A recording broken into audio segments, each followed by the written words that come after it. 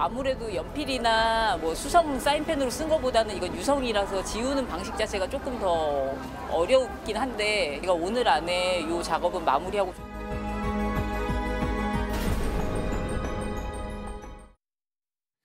네, 세 분과 이어가겠습니다. 김유진 아나운서, 이고은 변호사, 김지훈 변호사 나오셨습니다. 어서 오십시오. 안녕하세요. 지금 경복궁에 낙서하는 사건이 또 발생을 했는데 누가 왜 했습니까?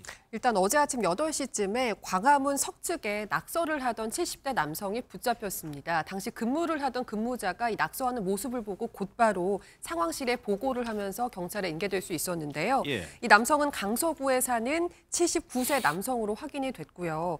이 광화문 아래 석축 기단에 검은색 매직으로 국민과 세계인에 드리는 글 트럼프 대통령이라고 쓰다가 적발이 됐습니다. 아직까지 남성이 왜 이런 글귀를 적으려고 했는지 그 배경이나 이유에 대해서는 확인되지 않았습니다. 저렇게 짧게 써서 금방 지울 수 있을 것 같지만 문제는 지우는 게 쉽지가 않아요. 네, 그렇습니다. 이 낙서를 없애는 작업을 시작한 지 7시간이 걸려서야 종료가 됐을 정도입니다. 지금 저렇게 화면으로 보시면 저 글씨가 그렇게 커 보이지는 않을 수 있는데요. 실질적으로 크기를 측정해 보니까 국이라고 적혀진 글자가 성인 손바닥만할 정도로 굉장히 크게 적혔다고 합니다.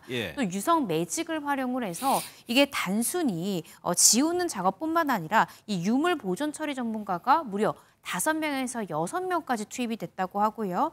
레이저로 또 기기를 동원까지 해가지고 잘 지워지지 않은 부분은 레이저 작업까지 해서 겨우 7시간이 걸려서 지웠다라고 합니다. 겨우겨우 지우고 있는 건데 김지훈 변호사님, 그런데 이런 경복궁 낙서 사건이 처음이 아닙니다. 그렇습니다. 2023년에도 이런 일이 있었는데요. 12월에 10대 청소년들이 경복궁에 스프레이로 낙서를 한 사건이 있었습니다. 당시에는 더 충격적이었던 건 이 범행이 단독 범행이 아니고 배우가 있었다는 겁니다. 네, 30대 남성인 강모 씨가 당시에 불법 사이트 홍보를 위해서 고등학생들에게 10만 원을 건네고 경복궁 영추문과 국립고궁박물관 담벼락에 페인트와 스프레이로 이 사이트의 이름과 주소 등을 적게 했습니다. 당시에 10대 청소년 2명이 직접 경복궁에 스프레이로 낙서를 해서 경찰에 체포된 적이 있었거든요. 이 사건이 근데 여기서 끝나지 않았고요. 이 모방 범죄가 발생을 했습니다. 다음 날에 한 20대 남성이 붉은색 스프레이를 이용해서 경복궁 영추문에 길이 무려 3m, 높이 1.8m 크기로 특정 가수와 앨범 이름을 적는 그런 범행이 있었습니다. 그런데 이 사건이 공론화되니까 경찰에 이 범인이 자진 출석해서 안 죄송하다. 저는 예술을 한 것뿐이지 짓궂은 장난을 좀 치고 싶었다. 이렇게 얘기를 해서 더 큰 충격을 안겼고요. 국가유산청이 이들의 낙서를 지우는 데만 약 1억 5천만 원 정도 1억 5천만 원. 이렇게 밝혔습니다. 저희가 뒤에 처벌도 살펴볼 텐데 이렇게 지우면 그나마 다행이라면서요. 이게 지우지 못하는 곳들은 많다면서요. 네, 맞습니다. 전북 익산에 위치한 이 왕궁리 5층 석탑이 그 대표적인 예라고 할 수 있는데요. 이 석탑 외부를 보면 이름으로 추정되는 글씨도 적혀 있고 먹물로 쓰인 글귀라든지 여기서 더 나아가서 음각으로 새겨진 영문 낙서까지 확인할 수가 있었습니다. 익산시에서 2014년에 석탑 전체의 보존 처리를 진행을 했는데 이때도 낙서는 지우지를 못했다고 해요. 왜냐하면 음각을 지우는 그 과정 자체가 석탑을 더 추가로 훼손시킬 수 있다, 이런 자문이 있었기 때문인데요. 이제 이런 이유로 해서 지우고 싶어도 지울 수 없는 낙서를 안고 좀 방치되고 있는 유적들이 많습니다. 그러면 이건 처벌인데 앞서 낙서 지우는데 1억 5천만 원 들었다고 했죠.